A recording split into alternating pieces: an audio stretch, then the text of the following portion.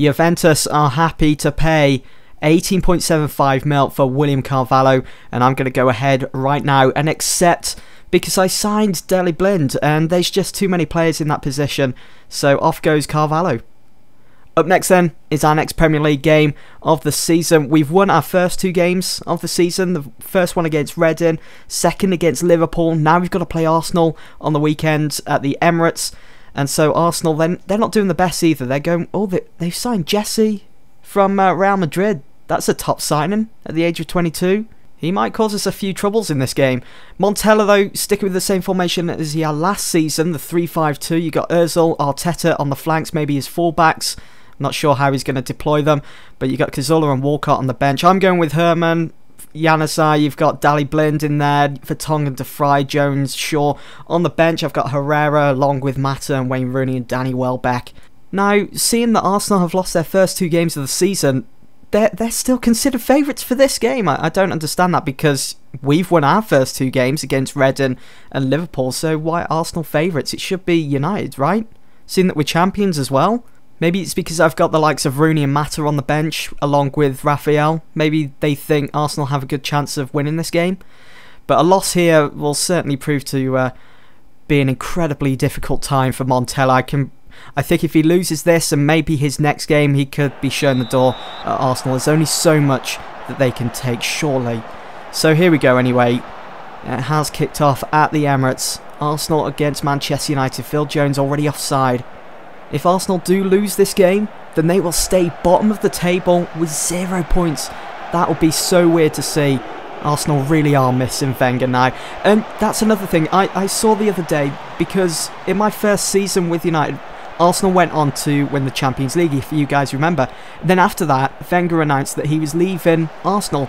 Now at the time I thought, oh, he's won the Champions League, he's done pretty much everything now at Arsenal over his career. Maybe he's retired, but no, here we go, Van Persie! Yes! Get in! Good start for United. It's saying that we're wearing the white kit, but yet they're in the blue. Oh, there's a problem there. I'll have to try and sort that out. But going back to the Wenger situation, I thought he retired then after winning the Champions League, but no. He is the manager at the moment for AC Milan. It's weird, that. And what a finish there by Van Persie. Oh no, we couldn't it's disallowed. Whew.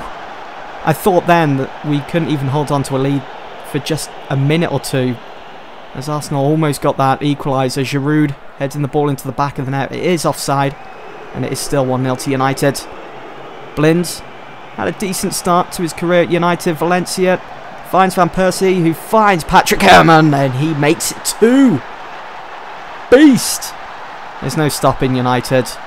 I might as well turn my attention to our next game against Tottenham in the Euro Super Cup, because I think this game is dead and buried pretty much. I mean, look how easy we're getting through their back 3 so easily. It's great from a Manchester United point of view, but for Arsenal, they seriously need to be sorting themselves out. Surely the formation, it's not working for them. So why are they sticking with it? Why doesn't Montella try something new? Go with 4 at the back. Such a dangerous lofted ball. I mean, that could have been 3-0 for United. Van Persie could have easily have been on the end of that. He was so close to getting a touch. Here goes Arteta then. And Giroud. Good save De Gea. Arsenal now have a corner. Can they do anything with it? I don't think so. Ozil takes.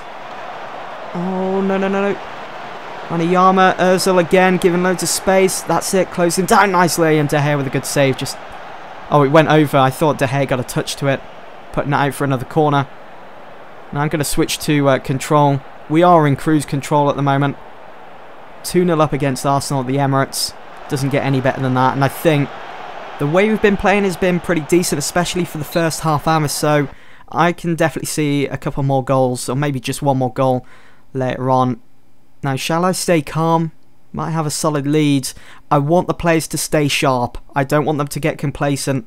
So I'll stay assertive. Might have a solid lead, but it can still change. Who knows what Montella is saying to the Arsenal players in the dressing room, or what he has planned for the second half. Maybe he's thinking of changing the formation. Let's have a look. No, it looks like it's still the 3-5-2, and Ozil's still playing on the left. He's going unchallenged. What are you doing, lads? That is a side net in there. That's poor. You know, Ozil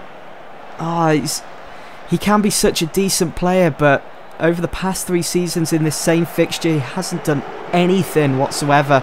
Oh, could have been 3. That would have wrapped up the game nicely for United. The warning signs are there for Arsenal, but they're not acting on it. They're not changing anything around. I'm going to take off Blind here for Ander Herrera. Drop Carrick back into that defensive role. Advanced playmaker, yep. And I'll bring on Danny Welbeck for Valencia. And I'll put Welbeck over on the left whilst Herman switches over to the right. Let's see what happens now. We'll bring the pain to Arsenal. To be fair to Arsenal, though, they have done well to retain possession. More so than United, definitely, in this game. But they just lacked the finishing, really. They just haven't been crucial up front. And I would have thought their new signing from Madrid, the youngster Jesse Hesse, I'm not too sure how you pronounce his name, but I would have thought he would have had a bit of an impact on this one. But I haven't really seen his name pop up too much, and seeing that Bentner has just popped up there, I take it that Montella has taken him off now, subbed him off. Watch out, Bentner's about. Arsenal have a corner now. They're going to get back into the game. Close. Mertesacker on the end of that. Just go out for a goal kick. See, that's what I want from Arsenal. I want a bit of a challenge. Challenge me, Arsenal. I'm inviting you in. It is too late, though, for Arsenal now. I mean, they've had the full 90 minutes to try and do something, and now they've only just decided to come alive. It's not good enough, really, from an Arsenal point of view. And nicely blocked there by Luke Shaw, winning the ball back. Cazorla's won it back. Ramsey. Giroud on his own. Good save by De Gea. Was kind of a tight angle there for Giroud. Look how they're piling on the pressure, Arsenal. And that's just poor from Ozil. You know, he's considered as a world-class player, Ozil. But yet, he comes up with crosses like that. It's dire. And I do think that he's being played out of position. Isn't Ozil's natural position, there's full time, a central attacking mid? So, if that's the case, why is he being played as a winger or a fullback? Not really sure about Montella's decision there. Look at the possession Arsenal have. 57% they saw of the ball. And they had 12 shots, okay, and 6 were on target. That's fair enough, but again, it was just the finishing. Just another dreadful performance from Montella's team. And look at that, Gunners beaten despite domination, the domination being possession. And nothing else. Let's have a look at the league table. Look at that, Arsenal bottom.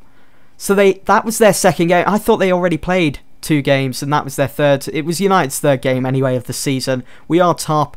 I mean, just look at Arsenal, -4 on goal difference. They've lost their first 2 games, and I fear for Montella's job. Really, is obviously it's a difficult one. I mean, the board stuck with him last season. Will they stand by him again this season? Will they put up with the same performances and the same results? It's going to be interesting, and once again, I'll keep you guys up to date with the whole situation with Arsenal, because I think it's inevitable, really. I think it's just around the corner for Montella to be sacked. Van Persie showed delight to pay, and that was from my post-match press conference. Davis has made his debut at Southampton, cleverly resumes full training at United. That's good. And Monaco have come back. They've said that they will pay 15.25 for Zaha. I am going to accept it, and I did go over this in my last episode about Zaha. The reason I'm getting rid of him and cashing in on him right now is because I don't really see a place for him in this team that I've created now. I've brought in James Rodriguez. We've got Januzaj, who I want to be using a lot more. I've got Mata, I've got Rooney, I've got Valencia. There's just really no place for Zaha, so I thought it was probably the best time now to cash in on him. And the same goes for William Carvalho as well. You know, I've got Blind, I've got Carrick, I've got Herrera, and I've got Cleverley come back now from that injury. He's back in full training, and he's pretty decent on this game, so I'm not going to be selling him. I'm going to be working with Cleverley.